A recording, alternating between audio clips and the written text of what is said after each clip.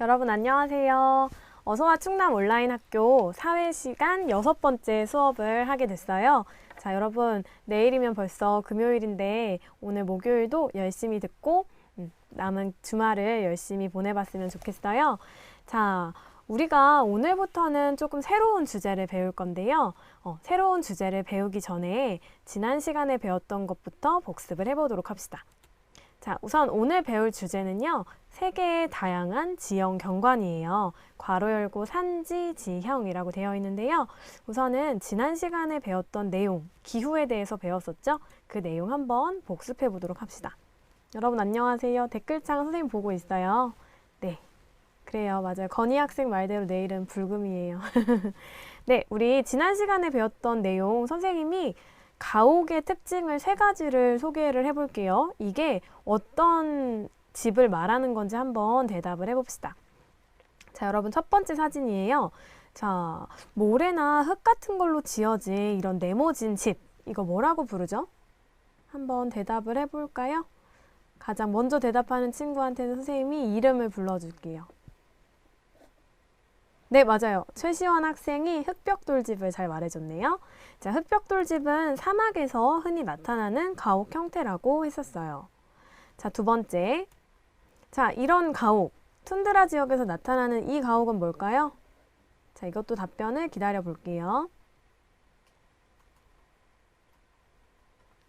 자, 누가 대답을 해줄까요? 네, 맞아요. 내가 친구가 고산가옥이라고 말해줬고요. 강민 친구, 정균이 친구도 고산가옥을 잘 말해줬어요.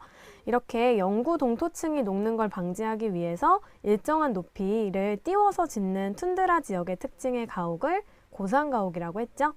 자, 그러면 다음 화면 한번 보도록 합시다. 답을 미리 예측하는 친구들도 있을 것 같아요. 자, 이건 뭘까요? 자, 이거는 잘 기억이 날 거예요. 오늘 친구가 미리 답을 얘기를 해줬어요. 네, 맞아요. 채은이 친구, 크림빵 친구, 준아 친구 등이 게르, 이동식 가옥을 말해줬는데요. 이런 가옥은 양이나 소를 끌고 이동을 하는 스텝 지역에 주로 나타나는 가옥 방식이라고 했어요. 자, 그러면 이번에는 농업의 방식을 2가지 정리해 보도록 할게요. 자, 스텝 지역에서 일어나는 이런 농업 방식. 뭐라고 불렀죠? 네, 홍찬이 친구 움집은 아니에요. 움집은 역사 시간에 배워요. 이제 내년에 배울 거예요. 네, 이거 뭘까요?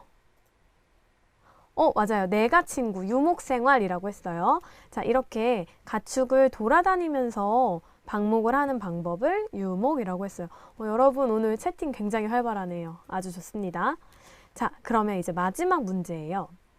자, 사막에서는 이렇게 일사량이 강하기 때문에 증발량이 많아서 물을 아래로 끌어들인다고 했어요. 자, 이런 농업 방식 뭐라고 했었죠? 조금 어렵나요? 테스 친구?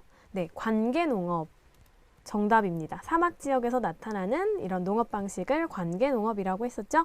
관계농업을 통해서 대추 야자나 아니면 밀이나 그다음에 여러 가지 작물들을 재배한다고 했어요. 네, 여러분 지난 시간에 배운 내용들을 잘 기억을 하고 있는 것 같네요. 자, 그러면 선생님이 오늘은 좀 새로운 단원을 배운다고 했었죠? 자, 그 전에 생각해보기 주제를 한번 보도록 합시다. 선생님이 지금부터 3명의 친구를 소개를 해줄 거예요. 자, 스위스에 있는 친구 금발머리의 소녀가 제가 사는 나라의 대표 요리는 퐁듀라고도 부르는데 이 퐁듀를 소개를 하고 있어요.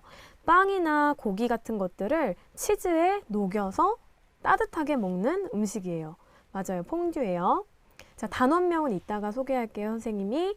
자, 스위스는 이렇게 퐁듀를 먹는다고 했고, 자, 이번엔 몽골로 한번 가봅시다. 티베트 지역이네요. 자, 티베트에 사는 친구는 야크의 버터를 이용한 수유차를 즐긴대요.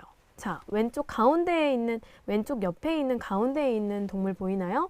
네, 이 동물을 야크라고 하는데 이 야크에서 얻은 우유를 이용해서 버터를 만든 다음에 이 버터를 뜨거운 물에 같이 타서 녹여서 먹는 차를 수유차라고 한대요. 자, 왜 이렇게 이런 음식을 독특하게 먹는 걸까요? 좀 궁금하지 않아요? 색깔은 좀 막걸리 색깔처럼 생겼죠? 자, 3번째예요.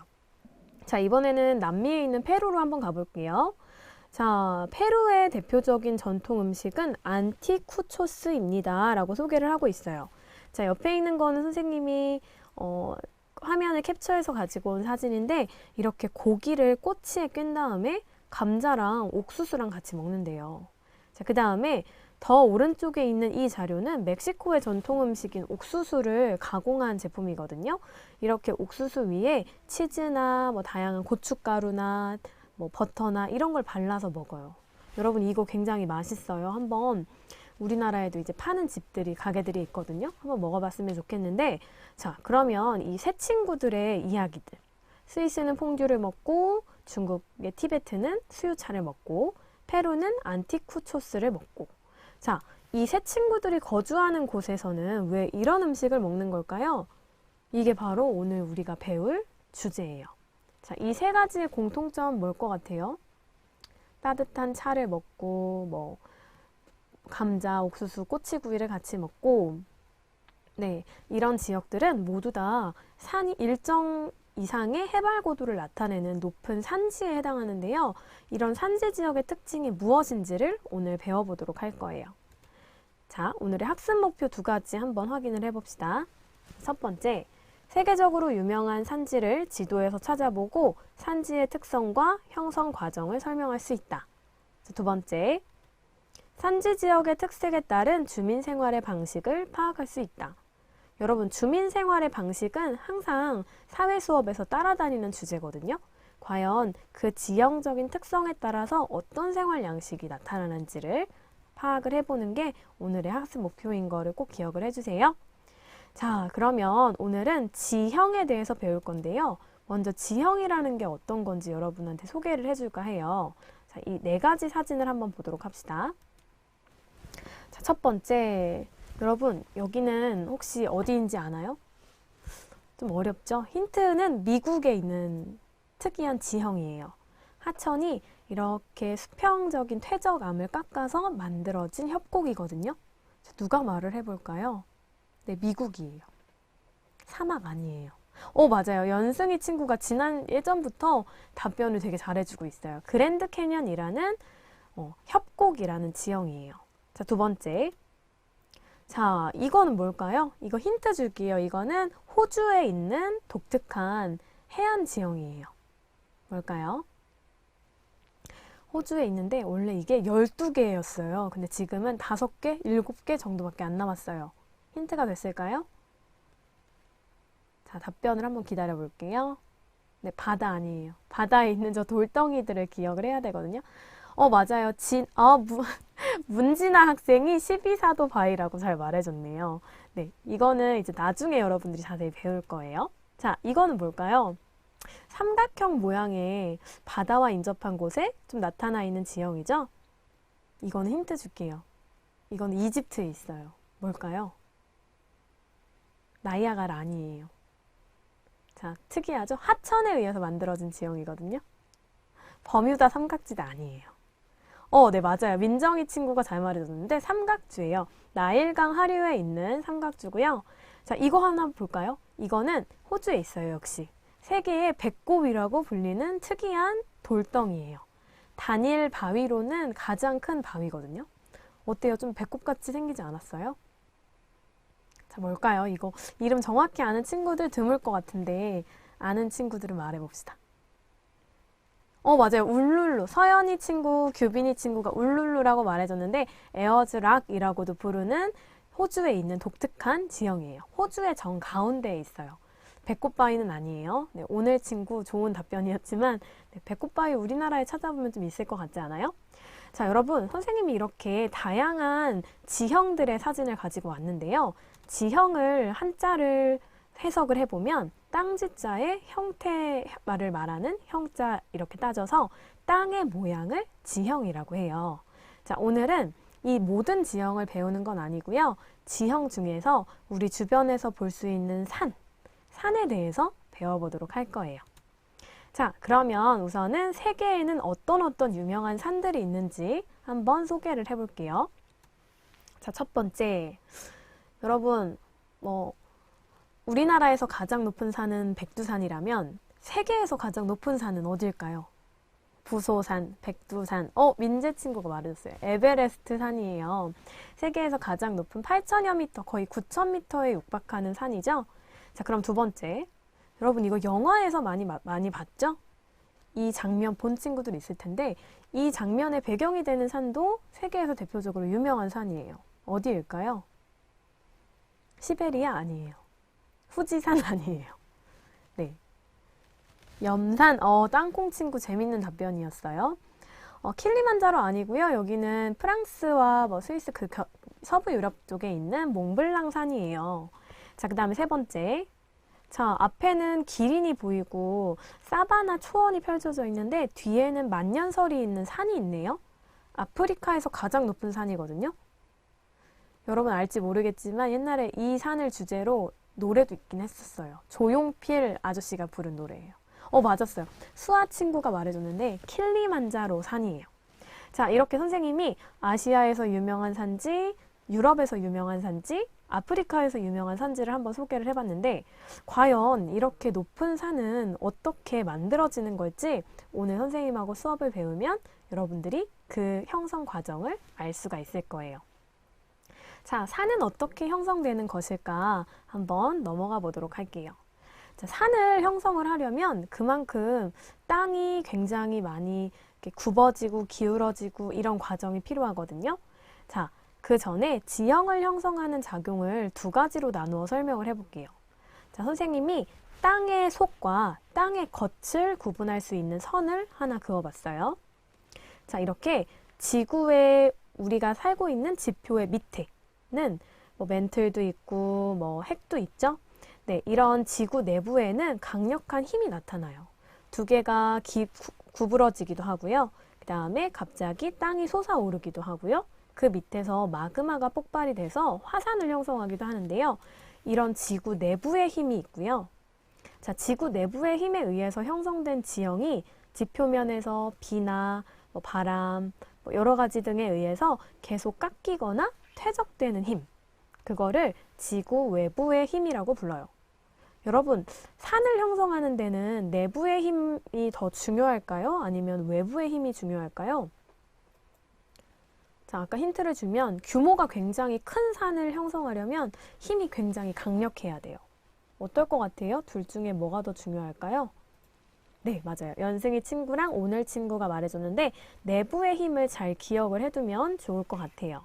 자, 그러면 지구 내부의 힘은 어떻게 나누어지는지 한번 이 화면을 보도록 합시다.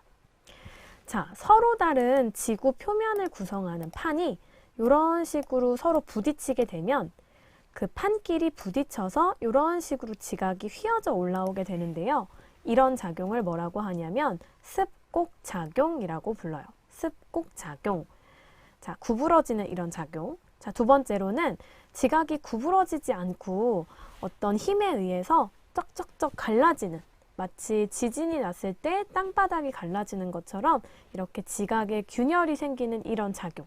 균열이 생기면 높이의 차이가 생겨버리게 되거든요. 이런 작용을 단층작용이라고 불러요.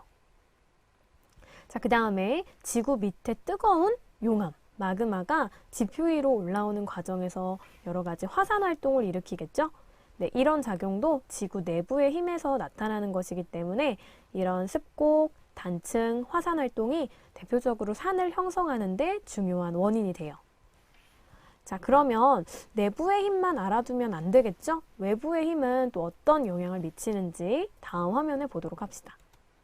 여러분, 내부의 힘이 산을 직접적으로 만든다면 외부의 힘은 그 만들어진 산을 조금씩 깎거나 아니면 모양을 변화시키는 역할을 하거든요. 자, 먼저 그런 과정에서 일어나는 대표적인 작용 중에는 풍화작용이 있어요.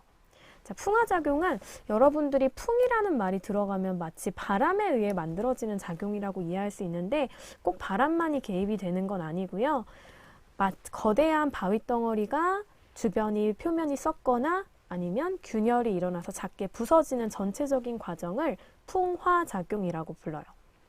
옛날에 노래 중에 바윗돌 깨트려 돌멩이 그런 노래 들어봤죠?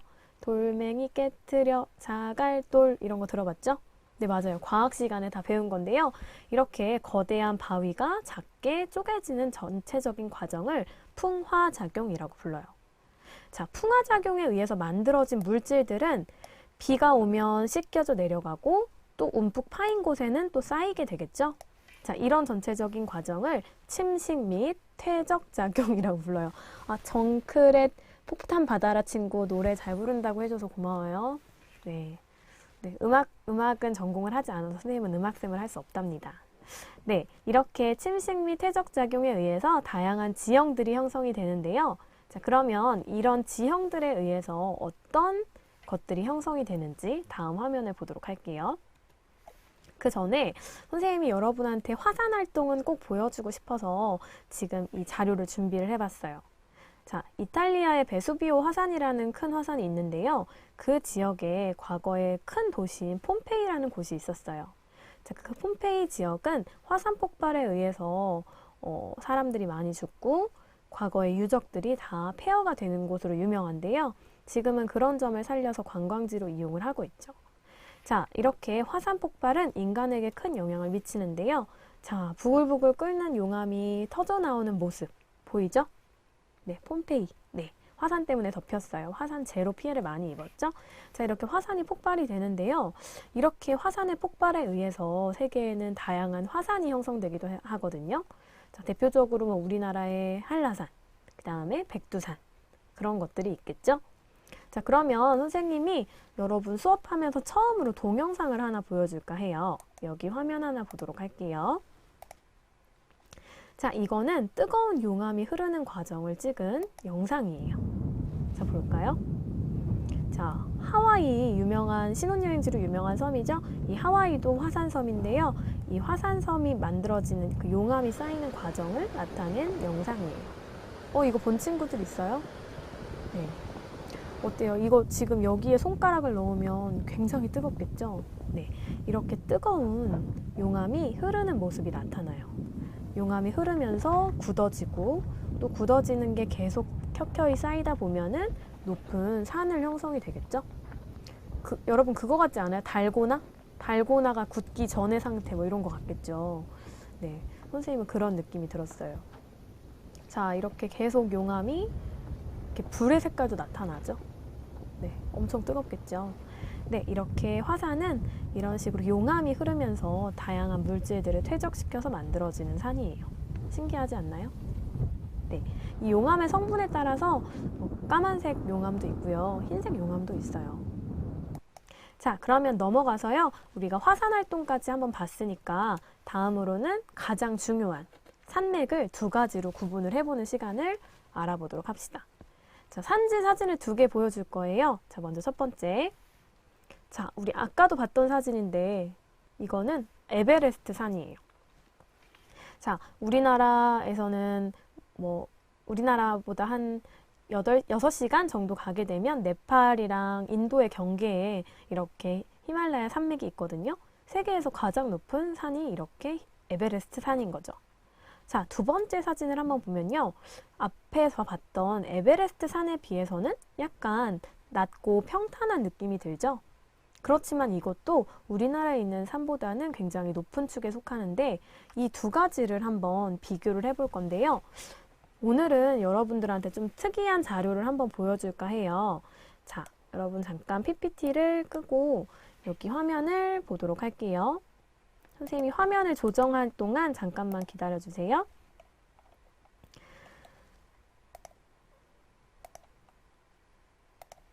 자, 우리가 지금 에베레스트 산을 한번 볼 건데요. 선생님이 여러분한테 보여줄 프로그램은 구글 어스라는 프로그램이에요.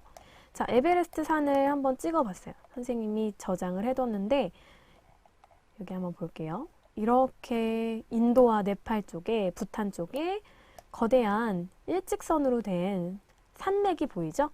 자, 이렇게 산이 일직선으로 이어진 연속된 거를 산맥이라고 하는데요. 그 산맥에서 가장 높은 봉우리, 바로 에베레스트 산이에요. 입체적으로 보면 여러분들이 좀 도움이 될 것 같아서 한번 준비를 해봤는데요. 각도를 한번 내려볼게요. 자, 어때요? 경사가 어떤가요? 굉장히 급하죠? 여기 올라가기 굉장히 힘들겠죠? 네, 산지의 경사도 급하고 고도도 또 높습니다. 이런 산이 있고요. 자, 여러분 이 모습을 한번 잘 기억을 해보고 다음에는 다른 산으로 한번 가볼게요. 자, 이동을 쭉 하겠습니다. 여러분 지형을 배울 때는 구글어스 자료를 보면은 쉽게 이해를 할 수 있어요. 자, 두 번째 산은 미국의 동부 지역에 있는 로저스 산인데요. 선생님이 에팔레치아 산맥이라는 산맥을 보여주기 위해서 가지고 왔어요. 자, 연속적으로 여기도 산맥이 연속적으로 나타나긴 하지만 아까 봤던 거에 비해서 어때요? 굉장히 고도가 완만하다는 걸 알 수 있죠? 자, 로저스 산을 한번 가볼까요? 자, 한번 눕혀볼게요. 자, 아까 봤던 산에 비해서 어때요? 고도가 높나요? 네, 만년설이 없는 걸로 보아서 여기는 고도가 엄청나게 높진 않은 것 같다는 걸 알 수 있어요. 그리고 경사도 굉장히 완만하다는 걸 느낄 수 있죠? 네, 그래서 선생님이 지금 보여준 에베레스트 산의 특징과 로저스 산 같은 특징을 한번 비교를 해볼게요. 네, 다시 PPT로 돌아갈게요. 자, 화면을 한번 보도록 합시다. 자, 산맥은 이렇게 두 가지로 구분을 할 수 있는데요. 아까 봤던 에베레스트 산처럼 높고 험준한 산 또는 산맥이 있고요. 반면에 우리가 방금 봤던 로저스 산처럼 조금 낮고 완만한 산이 두 개로 나타나는데요. 이 두 가지의 특징을 비교를 해볼 거예요. 자, 먼저 에베레스트 산의 특징 한번 보면요. 해발 고도가 훨씬 높죠. 자, 두 번째, 경사가 가파르죠. 자, 안데스 산맥이 이따 소개해 줄게요. 자, 그 다음에 형성 시기가 오래되지 않았다. 자, 이건 무슨 뜻이냐면 비교적 이 오른쪽에 있는 산에 비해서 최근에 형성되어서 많이 침식이 되지 않은 산이 것이 이 산의 특징이에요. 자, 반면에 오른쪽에 있는 산은 반대겠죠? 해발 고도가 낮고 경사가 완만하고 형성 시기가 오래되었다. 자, 이 오른쪽에 있는 산도 옛날에는 굉장히 높았을 거예요. 근데 오랜 시간 동안 깎이고 침식되고 뭐 이런 과정을 통해서 낮아진 거라고 보면 더 좋거든요. 자, 그래서 비교적 최근에 만들어진 이런 험준하고 높은 산맥을 뭐라고 하냐면요. 신기습곡 산맥이라고 합니다. 신기습곡 산맥. 자, 신기라는 말의 신자는 비교적 최근이라는 뜻이에요. 자, 그러면 여러분 신자의 반대말은 뭐죠? 우리가 오래됐다고 쓸 때 보통 이 글자를 쓰죠? 네, 고기습곡 산맥이라고 해요. 고기습곡 산맥은 지질 시대로 따지면 고생대에 만들어진 산맥인데 오랫동안 침식이 되어서 경사가 완만하고 네, 해발 고도가 낮아요. 구 아니에요, 여러분. 고라는 옛 고자를 쓰거든요. 맞아요. 구를 쓰긴 하죠. 오래됐다는 거에. 그렇지만 이거 구기습곡 산지로 이해하면 안 돼요. 고기습곡 산맥으로 이해를 해봅시다. 자, 이렇게 신기습곡 산맥과 고기습곡 산맥을 알아봤는데요. 자, 그러면 그 중에서 우리 히말라야 산맥, 신기습곡 산맥의 대표적인 사례거든요. 어떻게 만들어지는지 한번 화면을 보도록 합시다. 자, 여러분 여기 아까 선생님이 구글어스로도 보여줬는데요. 여기 어디일까요? 이 국가 어디일까요? 소고기 습곡 산맥이라고 하는 친구가 있네요. 네, 여러분 여기는 인도와 네팔, 중국 그런 쪽의 경계에 해당하는 곳에 나타나는 히말라야 산맥을 보여주는 사진이에요. 자, 히말라야 산맥은 원래는 굉장히 평평한 땅이었는데 서로 다른 두 개의 판이 이렇게 주황색 방향으로 서로 밀면서 습곡작용에 의해서 만들어진 산맥이거든요. 자, 세계의 지붕이라고 부를 만큼 높이가 높아요. 자, 이렇게 인도 오스트레일리아라는 판과 유라시아라는 판이 부딪히면서 지각이 기울어져 올라오게 되는데 이런 작용을 선생님이 아까 습곡이라고 했었죠? 네, 그래서 이런 산맥들을 습곡 산맥이라고 하고요. 그 중에서도 비교적 형성이 오래되지 않은 험준하고 높은 산맥을 신기습곡 산맥이라고 하는 거예요. 이해됐나요? 네. 자, 그렇다면 우리 신기습곡 산맥과 고기습곡 산맥을 지도에서 한번 찾아서 구분을 해봅시다. 자, 우선 첫 번째, 지도에서 붉은 색깔로 표시가 되어 있는 부분을 선생님이 이렇게 체크를 해봤어요. 여러분 이것들은 어려워도 외워주는 게 좋아요. 알프스 산맥, 히말라야 산맥, 로키 산맥, 안데스 산맥. 자, 이런 산맥들을 뭐라고 하냐면요. 신기습곡 산맥이라고 합니다. 사례를 꼭 기억해줘야 돼요. 높고 험준한 신기습곡 산맥의 사례. 자, 그러면 두 번째. 스칸디나비아 산맥, 우랄 산맥, 그레이트 디바이딩 산맥, 에팔레치아 산맥. 이렇게 비교적 오랜 시간 동안 침식이 되어서 완만하고 높이가 낮아진 산맥을 고기습곡 산맥이라고 불러요. 어때요? 구분을 할 수 있겠어요? 지도를 딱 봤을 때 스칸디나비아 산맥은 무슨 산맥이야? 라고 물어보면 그건 고기습곡 산맥이야 라고 말할 수 있어야 돼요. 알겠죠? 연승이 친구 머리에 들어갈 게 많아요. 근데 지금도 대답을 너무 잘해주고 있어서 금방금방 외울 수 있을 거예요. 자, 고기습곡 산맥과 신기습곡 산맥 구분할 수 있겠어요? 네, 이게 오늘 배울 내용의 가장 핵심이에요.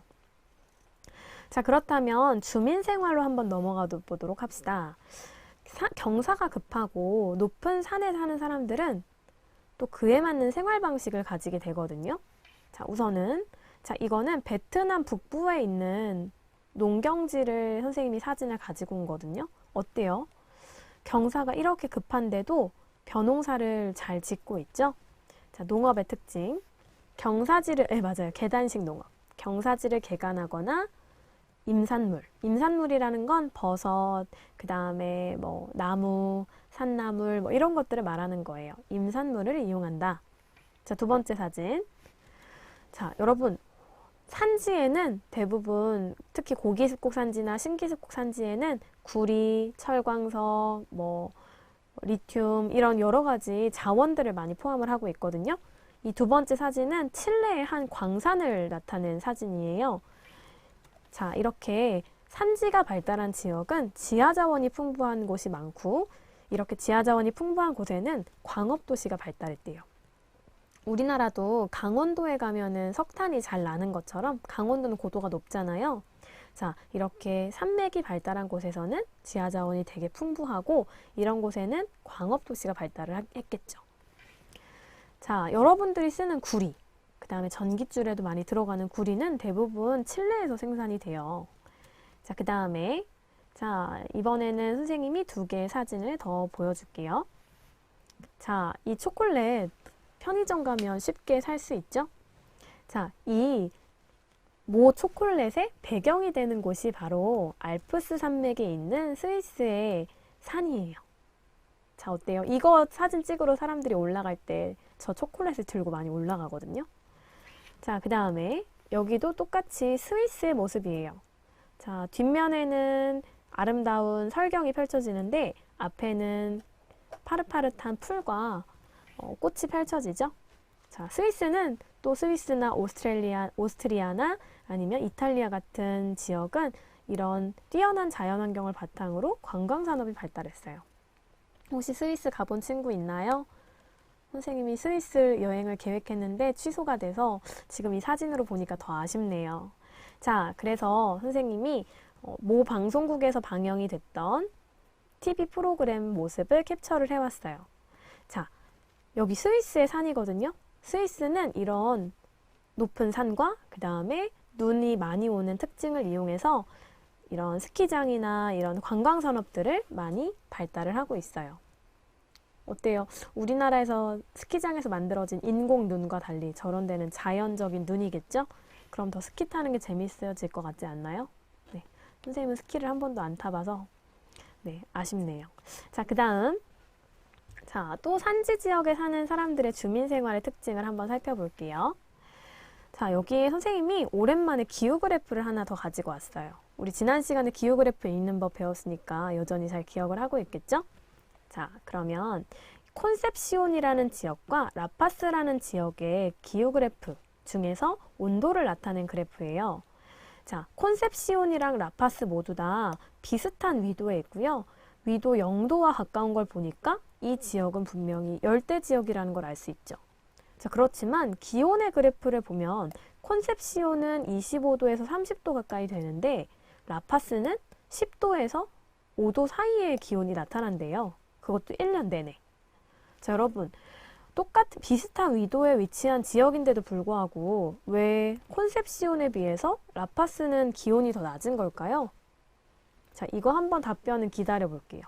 왜 콘셉시온보다 라파스는 벌써 대답을 해줬어요. 원진 친구가 고도 차이라고 얘기를 해줬어요. 똑똑해요. 네, 이렇게 해발 고도의 차이 때문에 위도 0도와 가깝지만 덥지 않은 특징을 가지고 있는 지역이거든요. 자, 그렇다면 이런 지역은 너무 더운 지역도 아니고 1년 내내 봄과 같은 기후가 나타나기 때문에 사람들이 많이 모여 살 수 있어요. 자, 그래서 왼쪽에 봤을 때 여기 어디일까요? 이곳. 4글자죠? 자, 누가 대답을 해줄까요? 고도 아니에요. 네. 뭘까요? 자, 4글자. 맞아요. 이태원 클래스 친구가 마추픽추라고 말해줬어요. 그리고 동현 친구, 연서 친구도 잘 말해줬는데요. 자, 마추픽추는 과거에 고대 문명이 있었던 그런 유적지인데요. 자, 그 다음에 오른쪽 사진을 보면은 우리가 한 3시간 전에도 이거 했었어요. 자, 볼리비아의 어떤 도시인데요. 인구가 굉장히 많이 사는데 여기 고도가 3,000m 이상이래요. 3,000m 이상이면 산소가 부족할 텐데도 사람들이 많이 모여 사는 이유는 이 지역이 위도상으로는 열대에 해당하지만 고도가 높기 때문에 사람이 살기 유리한 기후가 나타나기 때문이에요. 그래서 과거부터 잉카, 아즈텍 뭐 이런 문명들이 나타났고요. 그 다음에 고산 도시가 발달을 했죠. 자, 이것 관련된 일화로는 뭐 그런 것들이 있죠. 메시가 아르헨티나 선수잖아요. 아르헨티나랑 볼리비아랑 축구 대결을 했는데 아르헨티나가 훨씬 더 잘함에도 불구하고 볼리비아와의 경기에서 졌대요. 그건 왜 그런 거냐면 여기가 고산지대에서 경기를 해서 산소가 좀 부족한 상황이라서 그 아르헨티나 선수들이 잘 적응을 못한 거겠죠. 자, 이런 지역 사람들은 이미 다 적은 산소에도 적응이 되어 있기 때문에 온도의 조건을 맞춰서 살기 좋은 곳에서 살고 있다는 주민 생활을 하고 있어요. 자, 그러면 다음 사진을 한번 볼게요. 자, 다음 사진은 페루의 전통 의상을 나타낸 자료예요. 자, 페루의 전통 민족이 입고 있는 전통 의상의 모습을 가지고 왔는데요. 자, 색색깔의 짜임이 다양하게 들어있는 옷들이 발달을 해 있죠. 자, 그 다음에 여기 지역 사람들은 피부가 약간 까맣게 그을린 게 특징이에요. 자, 그 다음에 두 번째. 여러분 이거 본 적 있을지 모르겠네요. 자, 옆에 있는 동물들. 많이 보지 않았나요? 네. 이 동물 뭘까요? 자, 이 동물 알파카예요. 알파카와 비슷한 동물들이 있거든요. 비쿠냐라는 동물, 선생님도 오늘 알았어요. 비쿠냐라는 동물이 있대요. 라마, 알파카. 구분할 수 있겠어요? 네, 이런 동물들이 또 이런 고산지대에서 잘 거주를 할 수 있는 동물들인데요. 자, 중요한 건 이 라마나 알파카보다도 뭐가 더 중요하냐면 이 사람이 입고 있는 옷을 한번 잘 살펴볼게요. 자, 뭔가 털실 같은 것들로 짜여져 있는 듯한 느낌이 들죠? 네, 이런 실은 다 어디서 오는 거냐면 알파카나 라마의 털에서 뽑아낸 실이에요. 자, 그리고 여기 지역은 해발 고도가 높기 때문에 태양이 굉장히 강렬해요. 기온은 봄처럼 온화하지만 해발 고도가 높아서 태양과 훨씬 더 가깝기 때문에 사람들이 이렇게 까맣게 좀 그을린 상태로 많이 나타나요. 이런 지역에 가려면 또 선크림도 필수겠죠. 자, 이렇게 알파카의 가죽이나 털을 이용한 옷을 입는다는 것도 열대 지역의 고산지대에 사는 사람들의 생활 방식의 특징이에요. 이해됐나요? 네, 라마 침뱉죠. 네, 퇴 이렇게 하죠. 네, 맞아요. 일교차가 커요. 루블루 친구가 되게 잘 말해줬어요. 똑똑하네요. 자, 그러면 우리 배운 내용 한번 확인을 해봅시다. 오늘 산지지형에 대해서 배웠어요. 자, 산지지형. 우리 지형형성 작용을 배웠었는데요. 지형형성 작용으로는 두 가지가 있었어요. 지구 내부의 힘. 지각이 만나서 구부러지는 현상인 습곡작용, 지각에 일정한 틈이 생겨서 일정한 층을 이루게 되는 단층작용, 그리고 마그마가 폭발해서 나타나는 화산활동, 그리고 지구 외부의 힘은 지구 내부의 힘에서 만들어진 지형들을 약간씩 변화시키는 힘이라고 했죠. 풍화나 침식이나 퇴적이 있었어요. 자, 산맥의 분류는 가장 중요하다고 했죠? 여러분 이거 선생님이 별표 쳐놓을게요. 산맥의 분류, 오늘 배운 내용 중에 가장 핵심이에요. 자, 과거에 조금 더 오래전에 만들어진 산맥을 고기습곡 산맥이라고 했고요. 비교적 최근에 만들어진 산맥을 신기습곡 산맥이라고 했죠. 둘 다 판이 부딪히면서 만들어진 습곡작용에 의해서 만들어진 지형이라고 했어요.